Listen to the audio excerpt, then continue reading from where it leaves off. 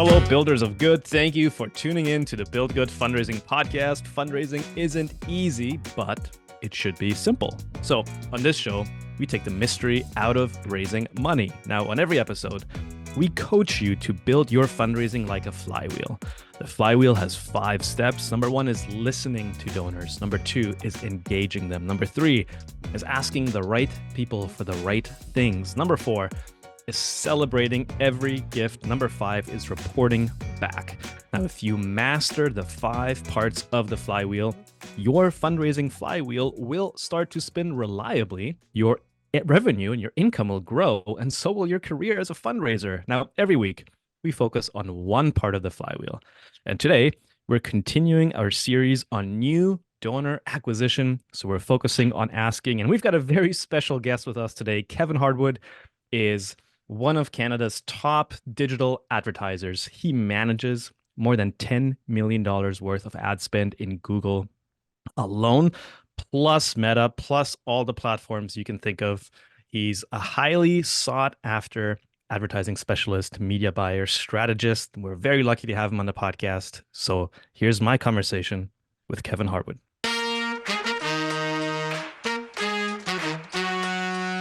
Hey, Kevin, thanks for coming on the show. Oh, thanks so much for having me. I want to start with a bit of context so our listeners understand where you're coming from. Can you give us a bit of a quick intro on in the morning when you wake up, you have your breakfast and you power on your computer, you get online, you do your work. What is it that you do every day? Great question. That's something I really should reflect on. I find that the majority of my time is spent working in digital advertising accounts to ensure that they're reaching the right audiences, saying the right message, and generally just being in line with the best practices that keep changing on a monthly basis with these different ad platforms. You work for some very large organizations, large nonprofits that come in and hire you as a consultant to work on projects, to run some of their advertising for them. A lot of our listeners are small to medium-sized shops. So I want to put people at ease a little bit because they might hear this and they might say, well, it's fine if you can spend $100,000 worth of ads per month, but will it work for me? I only have $2,000 per month to spend, or maybe even less than that. What do you say to that? Man, in many instances, spending $3,000 is much more significant when you go from 0 to 3,000 than when you go from 50 to 100. Starting conversation and starting engagement on platforms with your brand, whether it's being able to showcase, here's what I'm up to, here's what I'm doing, and just being able to reach people who are interested in what you are doing, there's a massive amount of effect you can do. I've seen this with, organizations that are quite large in the traditional space who start spending a little bit of money in digital. I've also seen organizations that pop up out of nowhere even in the Canadian market, which is relatively small, that have no foot presence, they have no offline or traditional history, and they can start making a huge impact in their digital sphere by reaching their target audience. So just by starting to turn on ads, by starting to put some spend behind it, you can actually go from like 0 to 1 pretty quickly, right? Yeah, I've seen the biggest mistake that folks make when they start an advertising campaign is they're looking for a direct actionable return on ad spend in a very monetary format. So for instance, let's say you were starting campaigns and saying, I want to make 3 to 1. I want to sell something, or I want to raise money and try and make a 3 to 1 return. I think we have turned digital advertising into an environment it's almost sterile and in a vacuum compared to a human interaction. If I were to meet someone at an event or a conference, and by the end of the conversation, let's say 30 seconds in, try and ask for money, I don't know how well it would go. But I find digital is fantastic for being able to broadcast and being able to disseminate what you're up to and have people engage with your brand. A really good example would be, let's say, I won't name any folks specifically and break NDA, but let's say you've got a client that specializes in helping and serving animals, and you are just showcasing what you're up to and how your organization is doing that. Social media is an infotainment-based platform that dominates, where if you can show in an exciting, interesting way how you are impacting somebody's interest, if somebody's really passionate about animals and you're showing how you're helping animals, my gosh, you won't even have to ask them for a donation. They're just naturally wanting They're going to want to get involved. They're going to want to be on your mailing list. They're going to want to donate. They're going to want to volunteer. In many ways, the real first goal when you're starting with your advertising is just engaging people with interesting content and reaching the right audience.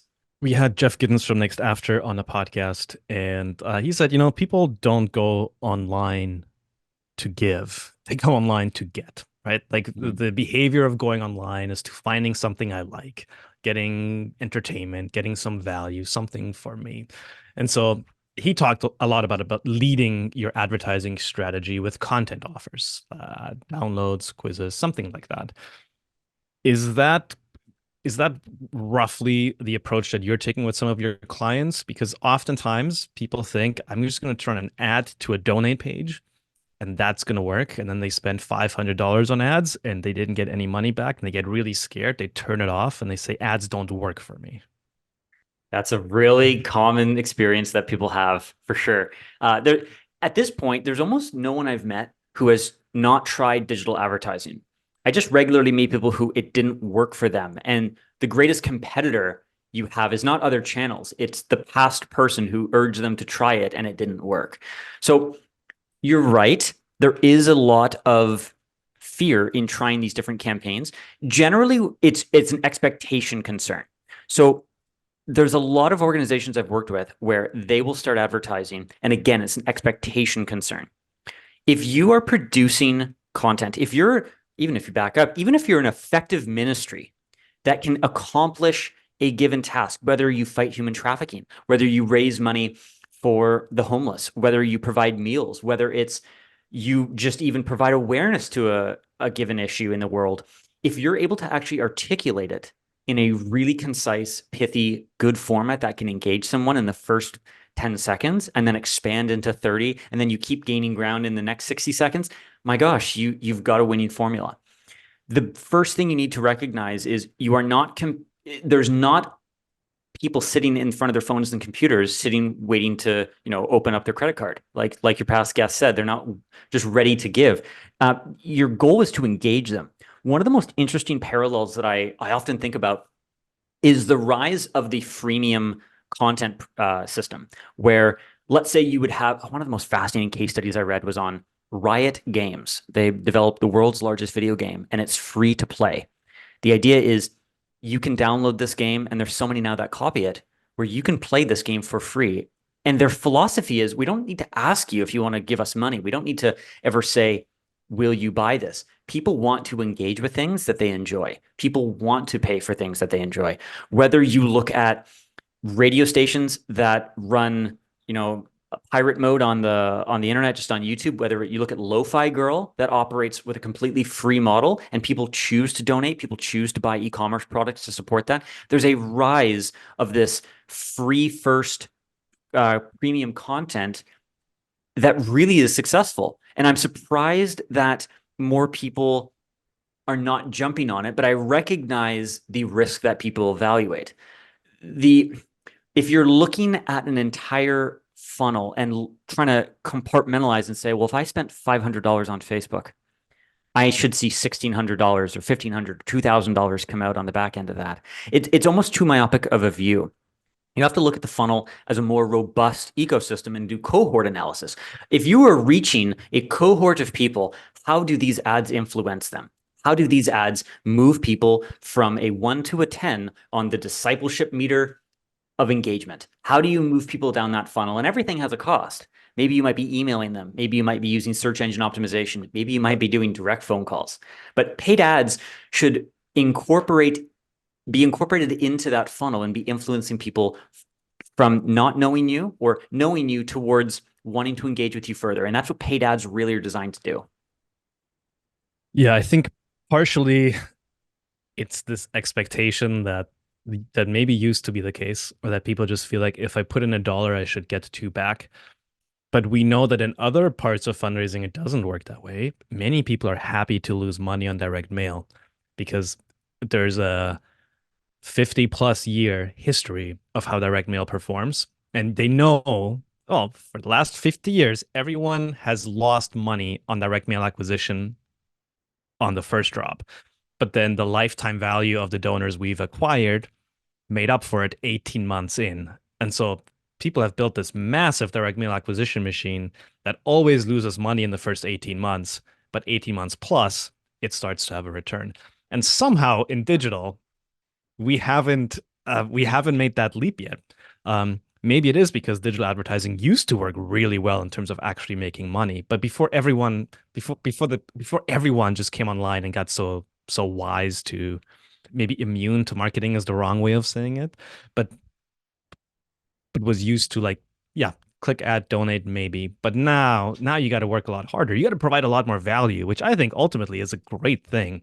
It's forcing you to provide more value to people. Yeah, I completely agree. It feels, having my hands in the trenches on so many accounts, it feels that the average client is becoming myopic and impatient. Impatient in the sense that they want to see a recoup of investment, not only a recoup, but they want a return in less than 30 days. They want to block everything into weeks or months and just look at January. How much do we spend? How much do we make from that specific campaign? And on top of that, they're myopic in the sense that they look at things too zoomed in. They go, well, I want to put a UTM, I want to put a TID, I want to put a landing page, and only money that comes in through those we will count as a return. And in that kind of scenario, we do have a lot of clients. I do work with folks who do get a great return in that model, but it's not the preferred way of looking at things. It's not a holistic marketing approach. It's not how people just even functionally engage with brands, right? When you're selling a large scale experience, when you're selling a high-end luxury product, I was just working on a really interesting experience marketing project in the States last year. And we found that the average person needed to see an ad 13 times before they would make an acquisition, before they would purchase this high-end luxury experience. And it was not a question of, well, you were reaching the wrong people. These were the right people. This was a very specific niche. This was a very highly articulated interest. But it was just that's how many times on average the average person needed to see it and be reminded of the product before purchasing. And that to me makes sense. I once worked on a few years ago, I worked on a very high-end luxury vehicle project. And no one's going to make a decision on a high-end luxury vehicle after 1 month and after seeing one ad and hitting one landing page. That's a recipe for disaster. In fact, much of the methodology that I was taught by the marketing team internally was our ads are not actually to buy new customers. Our ads are to convince people who have already purchased a vehicle that they made the right decision and to stay with us and to want to buy the next vehicle. That to me is the model that really influenced me and how I look at ministry fundraising. Your goal is to not convert new customers. It's to maintain and engage with your existing ones. That really influenced me. Yeah. Well, we're going to get into, I know you're very well versed in all the platforms. We're going to talk about Google. We've talked about Facebook a little bit on this podcast.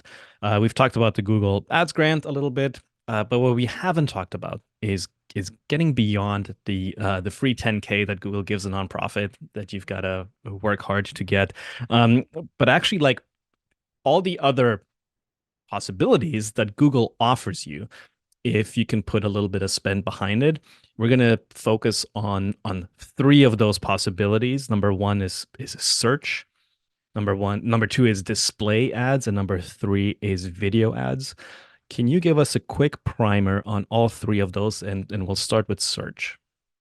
Search would be a sponsored link that appears in any search engine at the very top of the page when you are looking for a very specific search term. So an example would be you type in, I'm looking for red running shoes, and you have 3 links at the top that just show you different website portals you can go to buy red running shoes.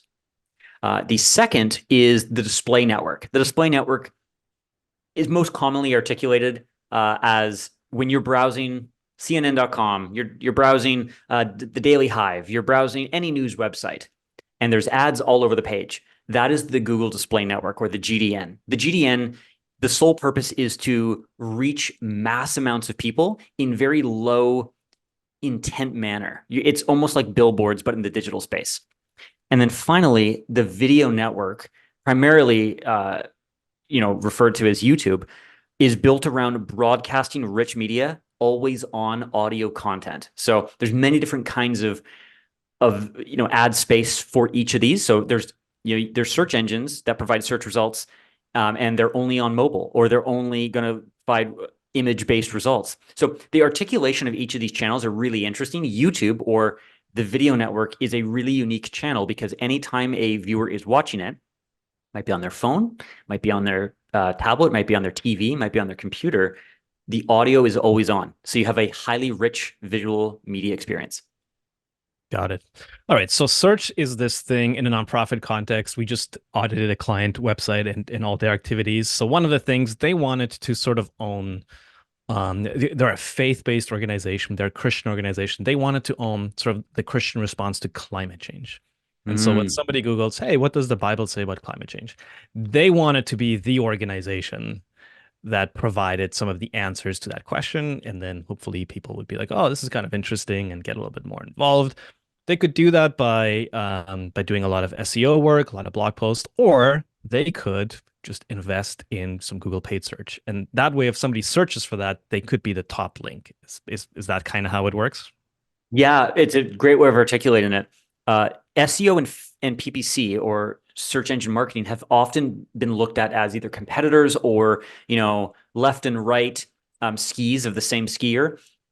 In many ways, they are. The irony is a lot of people look at search engine optimization and say, well, if I can tell that this search term is really high value, and I figured that out because I did some search term advertising, why would I not just invest in owning the top page forever and not have to pay for it again? Everything has a cost. Maintaining your SEO, maintaining your ads. So they definitely dovetail really well together. And yeah, excited to hear about that climate change project by a Christian faith-based. That's really interesting.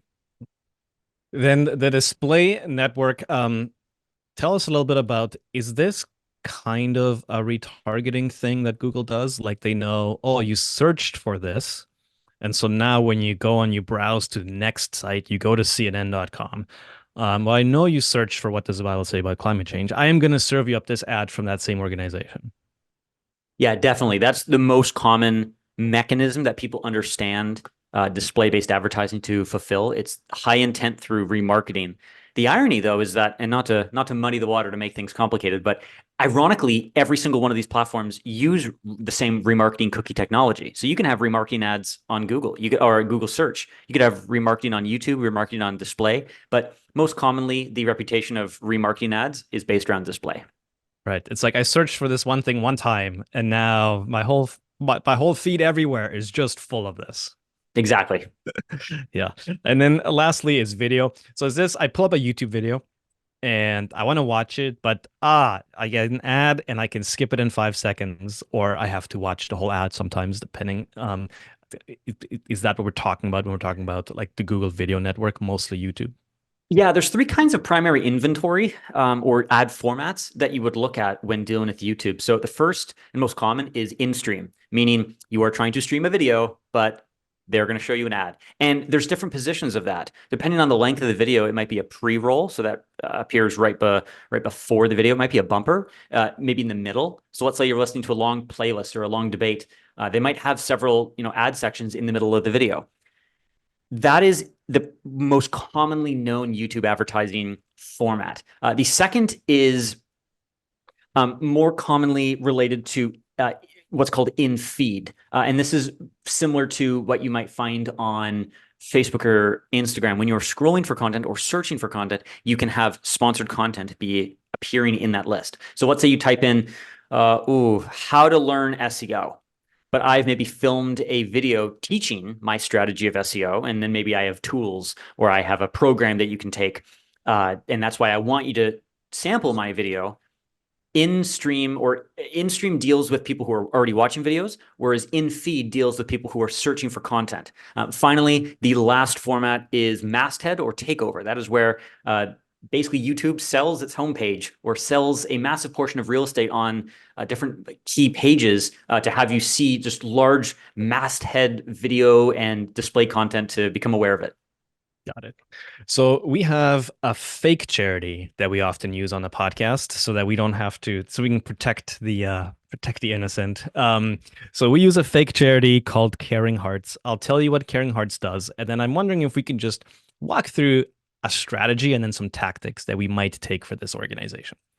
So Caring Hearts is a shelter for women who are fleeing domestic abuse, and it's also a shelter for women who who have children and who are maybe struggling with addiction. So there's also a recovery section to it. So first of all, they're a local org. So and they want to grow, they want to get new donors, but they're a local org. So we know geographically this is the city that we can target. We don't have to find people all over the country. Just in our city, we want to find new donors. We want people to know about what we do. And eventually we're going to ask them to be involved in some way. Um, Number two is they have a lot of graduates who are willing to share their stories. So we have, even though typically speaking, it would be a very you wouldn't have a lot of media because this is a vulnerable population that you're trying to protect. And the whole point is sometimes that people don't know that they're in your care. But they have a lot of graduates who are willing to share their story. And they have hundreds of volunteers who are willing to share their story. So they have video, they have pictures, they have stories that they can use, and they can also anonymize stories of people staying in their shelter. Those are the assets that we're working with. And we've got a healthy organic social media following. And now we want to invest in new donor acquisition, and we want to try digital advertising. And we want to try, maybe we're doing some things on Meta already. Now we want to try Google. That's our starting point. Where would you start with this sort of situation? Yeah, that's really interesting. I forgot that it was a fake charity, and my heart started going out to it during your description. To me, what's really interesting about these projects are there's such a focus on trying to meet people who are already end of funnel and in market, meaning so many organizations gear significant amounts of their not only marketing departments, their sales departments, but their media departments operationally become so geared around trying to reach people who are already looking for them. The goal is to move upstream. And with all those amazing assets, there's so much opportunity there. To me, what really stands out is being able to showcase and storytell through YouTube what kind of opportunities you might want to project to your audience. So for instance, there might be a multi-layer strategy here. You might have several different archetypes or several different kinds of campaigns you're trying to run. And they require very specific different demographics. So let's say, for instance, you want to just raise general awareness for what this organization is doing. You might be tempted to play some games with demographics. You might be tempted to say, well, this is a women's shelter, so let's only target women between the ages of the cohort that are represented. But this leaves out so many people who might be able to refer people and say, hey, I want to share this with you. Or, hey, if you're not aware of this, maybe this is relevant to you because you've had a history in this and you might want to just be aware of the organization. Or let's say this might be a current need that you might have for this kind of service. Or more importantly, maybe somebody is sharing that kind of ministry or that kind of organization with someone who might be able to financially back it or partner with them. So having more open demographics seems counterintuitive, but it's very, very common that it works really well. I work on a really male-centric, it's males between the ages of 35 and 55. And the product is ironically something that only men can consume and men can use. But ironically, we've actually found that the organization does really well in targeting broad gender and broad ages, because sons are going, oh, this would be perfect for my dad. Or, grandparents go, oh, this is fantastic for my grandson. Or wives looking for gifts. It's been really interesting to see how the strategy can be reflected in that kind of marketing. So that would be a general sort of overview. Anywhere you want me to focus further? Yeah. So you mentioned YouTube because we've actually got all these rich stories that we can use. So let's say we're gonna do some YouTube ads. How do we go about this? Do we just go to YouTube and just buy some traffic and just like shoot a bunch of ads and see what happens? Or how would you start? Like really tactically speaking, how would you start? So let's pretend that we only want to focus on not necessarily reaching people who need the service, but are wanting to support the service. There are so many ways of categorizing and batching key demographic audiences into TAMs, target audience markets. I think the easiest way to start is by going as low in the funnel as we possibly can. There are people who are actively researching and looking for, I mean, it might be a very modest budget to reach them, but they're looking for very specific niche verticals. So if this is a women's shelter, if this is a women's recovery house, this goal should be about how do you find key terms and key audiences of people who are looking for this? And that might be as simple as just looking at your own demographics through your website, looking at Google Analytics, looking at your donor base, and then matching that, trying to tie that in. Maybe it's by neighborhood, by zip code, maybe it's by age bracket, maybe it's by interests. Commonly, what's really interesting is you'll find that audiences give almost a personality type. Everyone's obsessed right now with, Myers-Briggs, Enneagram, Berkman's tests, and it's really interesting because all of those speak to the zoomed in tactics of a person. But when you zoom out and look at what these audiences are actually telling you, it's really interesting. For instance, let's say you are selling to a very high net worth audience, and you notice that these folks are most interested in taking trips to Bermuda, trips to Naples, trips to, Hong Kong. That's a very different kind of audience than people who are taking trips to Mexico, trips to Utah, trips to Florida, right? That tells you something about their nature of adventure, their income, their disposable capacity to spend on things they care about. But you start to drill into other things where you might see that the average age is 55 to 65 plus in the key range that gives to you. And so you go, wow, that's interesting. I noticed that tied into that, they're not so much interested in buying baby products. They're interested in pet supplies. They're interested in buying pet stuff. This speaks to an archetype of who you're trying to reach. And not only should that tie back into your creative strategy of, is there any videos that we have that speak to a woman who had to flee with her dog?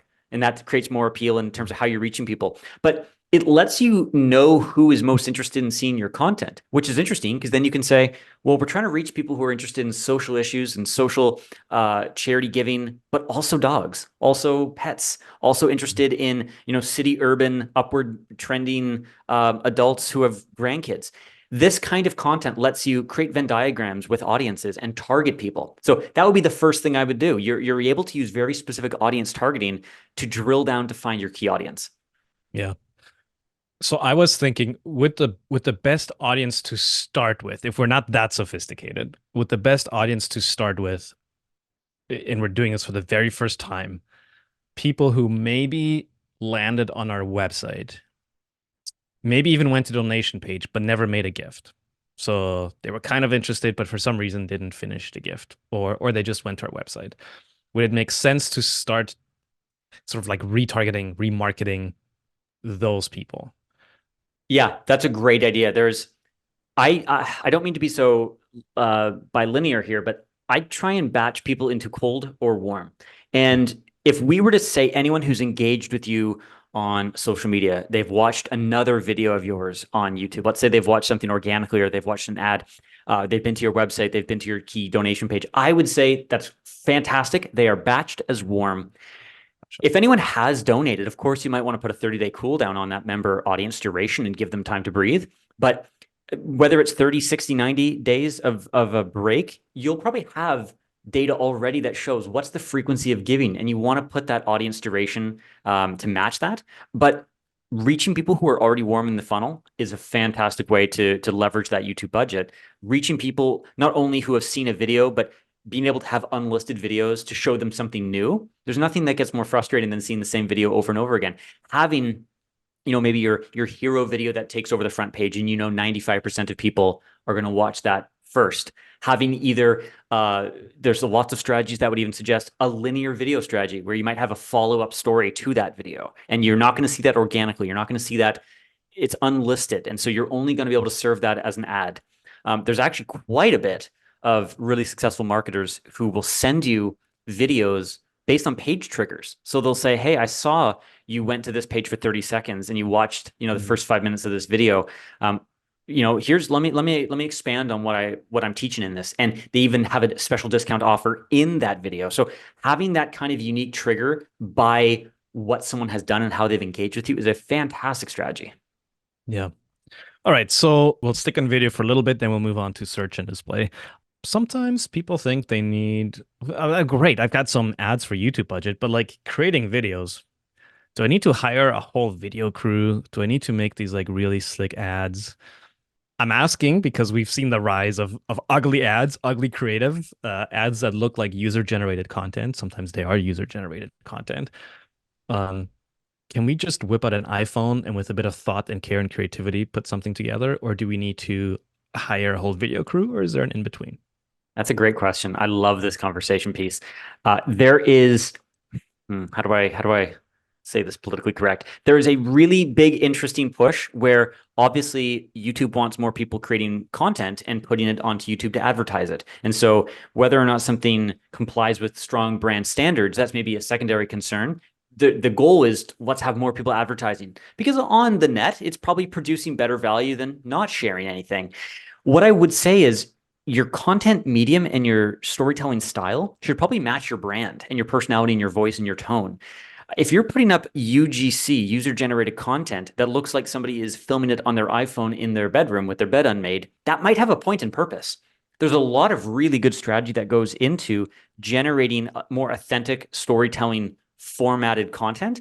But you look at the rise of this TikTok generation, there's a lot of people who try to advertise on TikTok using highly edited, really strong creative production, and they don't do well because people can see through it. They're looking for UGC. So in many ways, it's platform specific. In many ways, it's more audience specific. If you're reaching a younger audience, they probably want something that feels and looks more authentic. Whereas if you're reaching a more mature audience, Gen X, boomer, you're probably wanting to speak to them in a format they're most comfortable in. So I think it's a little bit of audience and a little bit of context on brand.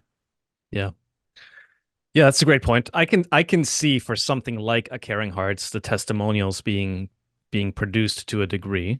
And then a bunch of content from maybe the executive director or volunteers, even the executive director being like, "Hey, I'd love to show you around, but I can't. Like, I can't take the chance of you knowing where we're located. So I'll just come to you from my bedroom here and just kind of like leaning into the fact that this is a Yeah. safe house or something like that." Yeah. My wife recently showed me a TikTok product that has, as far as I know, been nearly entirely marketed from an organic uh, push, and it's a phone poppet. So those little devices you put on the back of your phone and lets you hold it better. It Right. has so many unique features. I am very probably similar to you. I'm kind of immune now to ads. I don't even see or feel them. And what was so interesting about this ad is it had so much life to it. The person who was sharing the product and talking about it was very passionate about it. She was hilarious. She spoke to the same kind of sardonic, dark humor that Gen Alpha and Gen Z have. And so it was a perfect fit of UGC matched with a person of that generation that feels like not a promotion. It feels like content. You're not talking about a product. You're talking about the hilarity or the experience of using it. And it has done insanely well. For anyone who's watching, who's seen it, you probably know exactly what I'm talking about. But we've definitely reached an age where ads are struggling to break through. But I think the vast majority of that problem is just matching the audience to the platform to the context. You're exactly right. Like filming content that doesn't have the proper tone of a serious conversation when talking about women's shelter, that could be a huge concern. Having UGC that doesn't feel like it's authentically representing or talking about the issue properly, whether it's in length, whether it's being contrite or trying to use humor in the wrong way. We definitely go through psychographic zeitgeist moments where our culture craves certain kinds of interaction Mm. in each genre. I've seen that a lot of advertisements that are really on point will shift their humor in maybe 3 to 4 year different stages. You'll have slapstick take over, then dark, then sardonic, sarcastic, and it works at the right time. But again, it puts a timeline on your ad creative you're producing.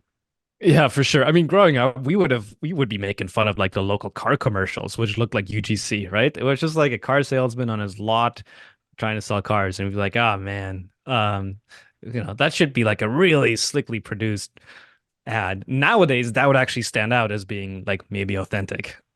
So it's interesting, these cycles that Mm. we go through. All right, so we're gonna try a YouTube strategy, but we've also got search and display. So let's say in search, when somebody's searching for like ways to help women locally, or like maybe high school students, they need to do some volunteering, or maybe people want to do a fundraiser and they just search for like what's like a cause locally that helps disadvantaged women, and they're going to go to YouTube because that's like high intent. What should we do here to be like the link that comes up at the top? For search, you're referring to. Yeah. For search, I find there's the common mistake is to try and buy up a lot of your branded terms because the performance of those ads are going to be phenomenal. And so you can almost be lured in to strong metrics through something that is not a lever. No matter how much you push and buy more branded terms, you're not actually influencing or generating new potential visitors, new potential donors. You're just reattributing where they're coming from. In terms of finding these key terms, there are so many people who are looking for, whether it's terms directly related to a ministry or they're upper funnel and they're clearly have an affinity towards, charitable causes that gear towards women, or let's say if it's in Calgary or Vancouver centric, trying to look at ways that disadvantaged people can be supported. They're actively looking for this, and finding these key terms often are just intuitive. It might just be as simple as how to help disadvantaged women or disadvantaged local charities. There might be very intuitive terms, but generally there's a bit of keyword research you can do. And it often will come in the form of using Google's keyword research tool, where you can just input key terms, or, it's at the point now where you can just upload your website URL and it'll say, hey, based on the kind of content on your website, we'd recommend these key terms. And using those as starting anchor points, it often feels like mining. You'll start an entrance to the mine and you'll start with a couple key terms and you'll just find they spiral and move all these different directions as you follow the veins. And that's generally what search advertising is. You're going to start with very broad terms and you're going to expand around and find what are the highest performing keyword variants that people are searching for. Yeah. If you totally don't know where to start, I'm not saying this is the best strategy, but if you really don't know where to start, you could just strike up a conversation with ChatGPT and be like, here's my website, or like, here's some copy from my website. Here's the copy from the homepage. If I wanted to, find some key terms, what would you suggest? ChatGPT is sort of okay at it, not great, but that's the way to get started, very low. But there's also other websites where you can just type in your URL and it'll do some of this work for you, right?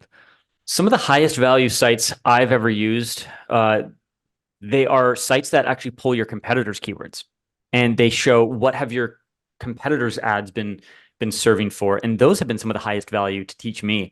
A common thing is you'll feel that once you understand a keyword market, you don't need to do more research on it. I've had a client for more than 10 years, and I'm constantly finding new interesting keywords for them. And they're a very large institution. It's not a growing company. It's not a growing industry, rather. It's not a company that, there's new explosive key terms. It's a very standard business. And yet there's always new interesting ways that people are searching. I believe, nothing like pulling out facts out of your pocket, unscripted, but something crazy high in the double digits of searches every time someone goes onto Google are unique. They've never been searched before. And what that means is you absolutely need to be, looking at and researching what these new terms are. Keyword, there's lots of free tools. There's lots of ways. If you type into Google keyword research tool, I'm sure they're going to promote their own, but there's an immense amount that you can use to research new ways of reaching your audience. Yeah. We've talked about some of them on this podcast. We've talked about Ahrefs a bunch. So listeners of the podcast might be familiar with a few. Okay, so that's search. And the reason you don't want to spend all your budget on your branded terms. So we'll quickly explain that a little bit. A branded term is just like literally like if you're Caring Hearts, or different versions of the spelling of Caring Hearts, what you're going to capture is people who got your direct mail or they got your email. And for some weird reason, people don't always click the link in the email. They open up a new tab, they pull up Google, they search Caring Hearts. They're going to get that result. They're going to make a gift and you're going to attribute it to your Google paid search. And you're going to be like, oh, look at all this money we're making from paid search.